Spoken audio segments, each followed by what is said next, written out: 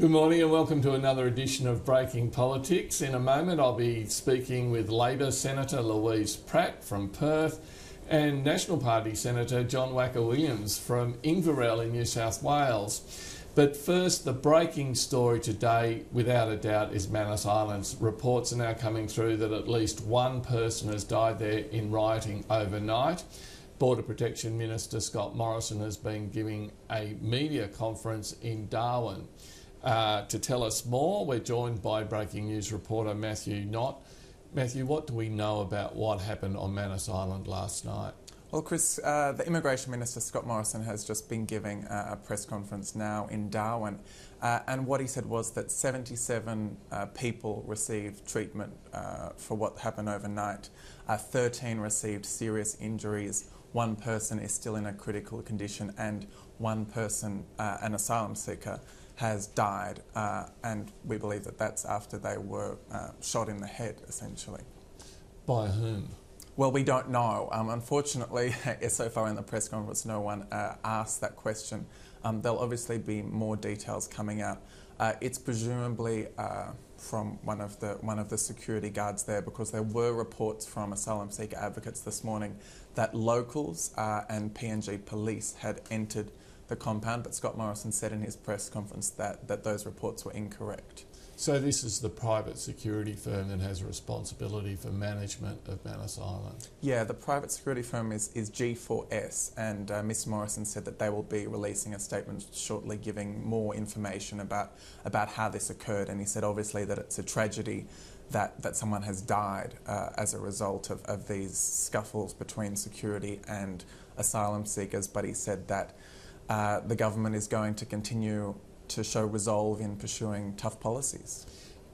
And did the Minister give any indication of any other, maybe not changes to policies, but reviews, investigations, actions resulting from this rioting? The Minister said there will be an investigation into this, and we'll hear more about it in the coming days and I'd say weeks ahead, but he said that the Immigration Department was already preparing for this type of thing, that they were expecting there to be disturbances, because obviously the issue there on Manus Island and also Nauru, not that we've seen the same violence there this time around, is that these people are in there, the asylum seekers, and it's very unclear what's going to happen to them, whether they will be resettled in PNG or not. That's all still yet to play out. There's two questions here. One is if the asylum seekers are found to be genuine refugees, whether they're then entitled to resettlement in PNG or elsewhere. But I guess the bigger question is what happens if they're found not to be refugees? Well, yes, in theory, if they're found not to be refugees, they should return to their country, but that's not always possible. I mean, Iran traditionally hasn't taken refugees back, so we're again facing that issue of how long can you keep people in detention in these very remote places also where there isn't a lot of media scrutiny. It's obviously hard for journalists to get into places like Manus, so it's often very hard at times like this to establish exactly what's happened, because you have asylum seeker advocates saying one thing, the government obviously trying to keep some of the details under wraps for operational reasons, so it's a very murky situation right now. And did the Minister indicate that Australia may send some sort of security assistance, or is he content to leave it to the private firm G4S and the PNG police, or is Australia offering, say, federal police assistance? I didn't hear him saying anything about that. It's obviously something that may have to be looked at, because of course this is the second night in a row where there's been security incidents at PNG, and so far it just seems to be getting worse. The night before you had riots and asylum seekers smashing windows and using bunk beds in confrontations with the security guards there. Now it's got worse overnight. Someone has died.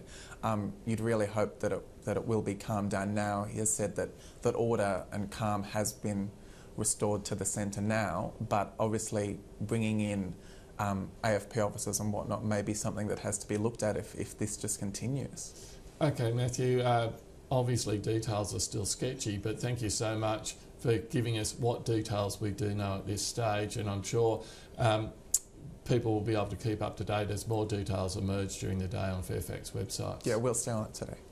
Okay, and now as I said earlier, I interviewed the Labor Senator for Western Australia, Louise Pratt, and the National Party Senator John WACKA Williams from New South Wales.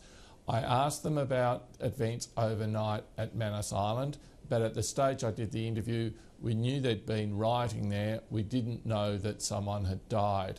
So these interviews were conducted just a short time ago, half an hour or so ago. First, it's with Senator Louise Pratt in Western Australia. We're joined now by Senator Louise Pratt, Labor Senator from Western Australia. Good morning, Louise. Good morning. Now, there's been a second night of rioting, disturbances, however you want to characterise it, at Manus Island. Now, unfortunate to be sure, but you can hardly blame the Australian federal government for this, can you?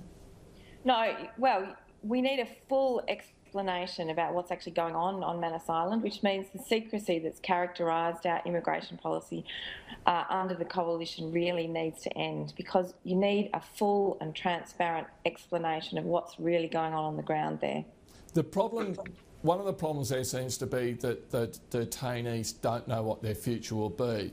If they're found to be refugees, will they be allowed to settle in PNG or elsewhere? And perhaps a bigger question, what happens to those who are not found to be refugees? Does their future need to be spelt out?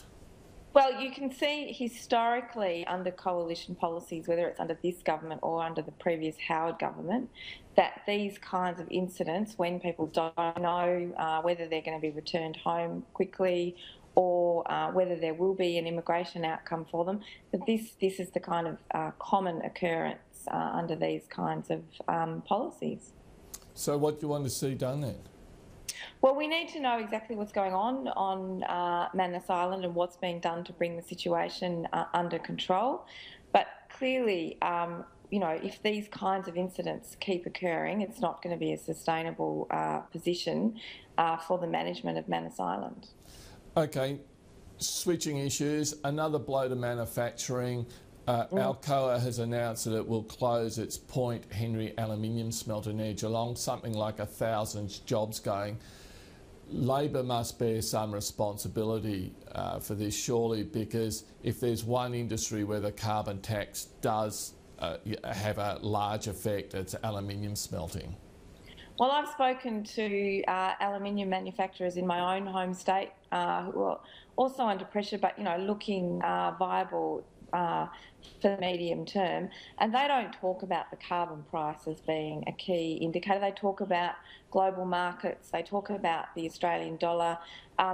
The carbon price, you know, we had a compensation scheme that actually enables those industries to remain internationally competitive as per the carbon price. That's not to say the other international pressures aren't having an impact. So what we really need is a proper industry strategy for this sector, because it's been incredibly important to places like Geelong, places like Western Australia. You can only, you know, you can look at what's happening in Gove at the moment, and they're very terrible circumstances for many families. So how is it that a smelter in WA can be viable but not ones in, say, the Northern Territory or Victoria? Well, look, they're very individual circumstances, depending on, you know, the infrastructure that's on the site and the source of the alumina that's coming in. So, you know, they can have quite variable cost profiles from smelter to smelter. But I guess the thing is, we really need, there's clearly an issue with this industry that requires government attention and response, in my view. Now, it's a big day for you, because the High Court, sitting as the Court of Disputed Returns, is going to announce its decision on what should happen with the disputed Western Australia Senate election. Have you got any clearer ideas of what the court may decide? Well, no, clearly the court can decide one of a couple of things. They can go straight for another election, or they could look at make an announcement about finding a valid result after the votes went missing. We're ready for another election, and you know, I'm looking forward to there being some end to this. You know, what has been an extremely long, drawn-out process. But if we go to another election, we'll have to live through that first too. But we're ready. Be pretty tough though, because the opinion polls are showing that the Abbott government seems to have found its feet. Well, the opinion polls are also showing that Tony Abbott's struggling with a range of issues that people in Western Australia are very concerned about. You know, we've had massive education cuts under Colin Barnett that Tony Abbott has been completely complicit with, because had we implemented Gonski, the millions of dollars that have been taken out of WA schools would not have been able to be removed. You know, we've seen a range of other cuts to things like the school kids bonus to families. You know, there are things that this Abbott government is doing that are coming across as completely heartless and unempathetic, and West Australians don't like it. And just finally, there are reports that the government is considering withdrawing former Labor South Australian Premier Mike Rann from his position as High Commissioner to London and replacing him with former Coalition Foreign Minister Alexander Downer. Now, both sides of politics appoint former colleagues to some of these plum diplomatic posts, but is it going a bit too far to withdraw someone mid-term?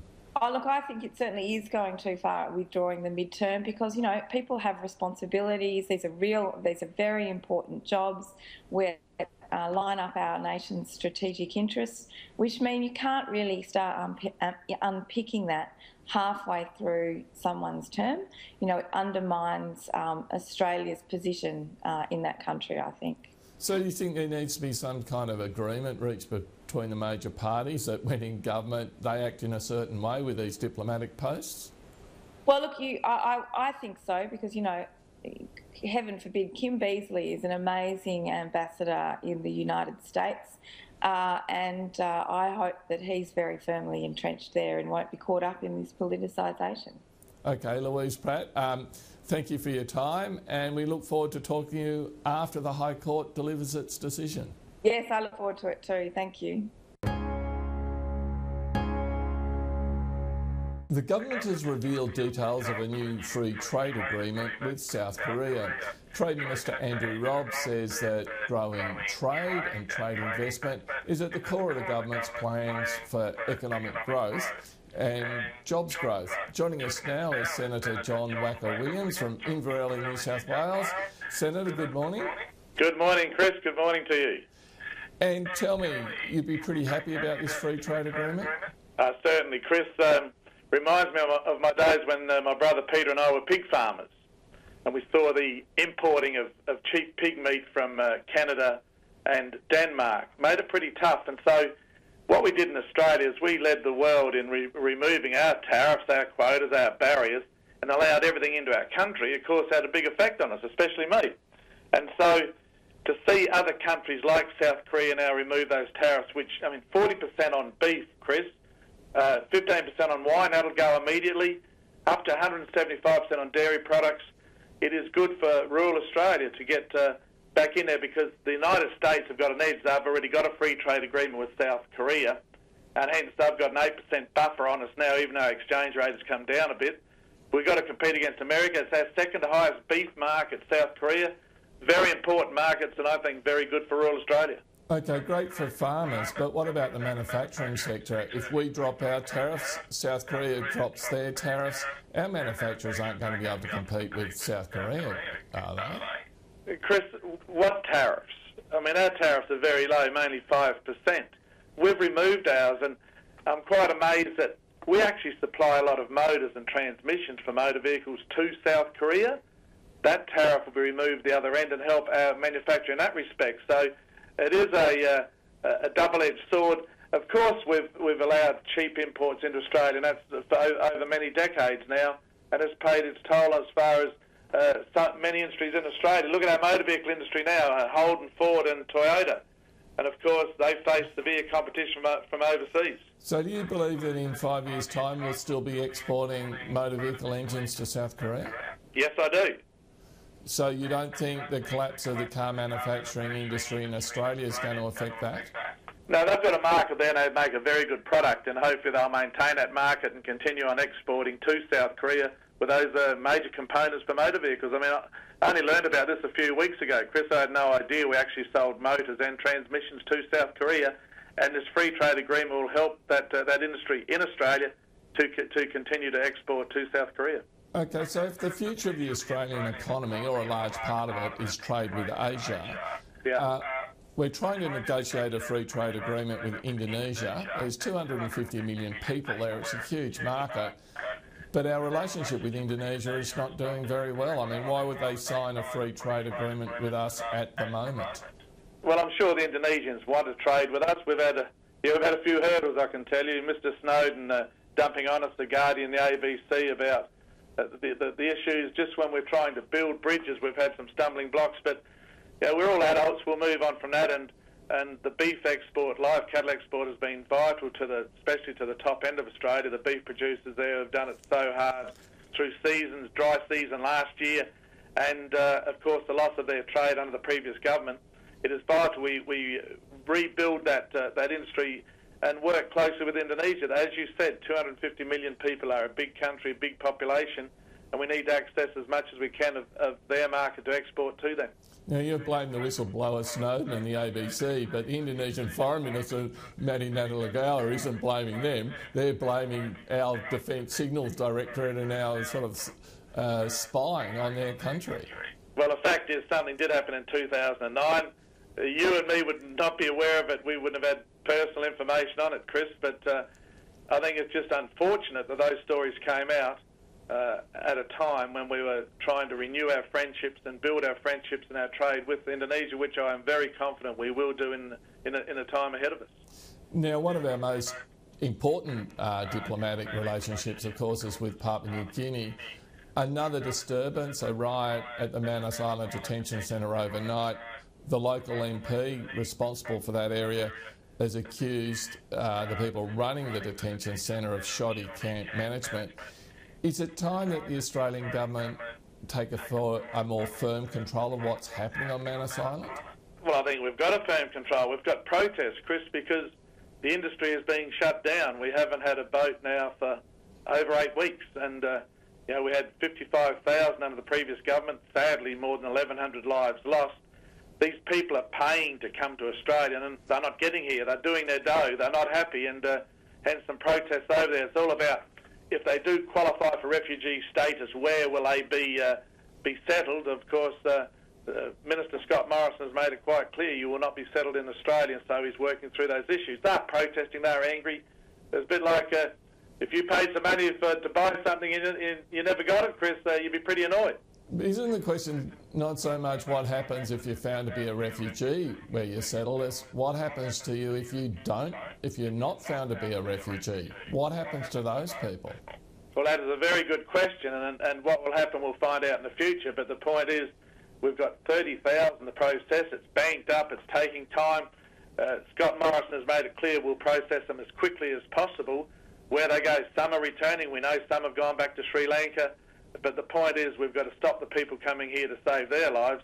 And as I've always said, Chris, we determine who comes to this country. If we didn't, I asked the question, why did our diggers go to war? My father up there in the Lancaster on the wall.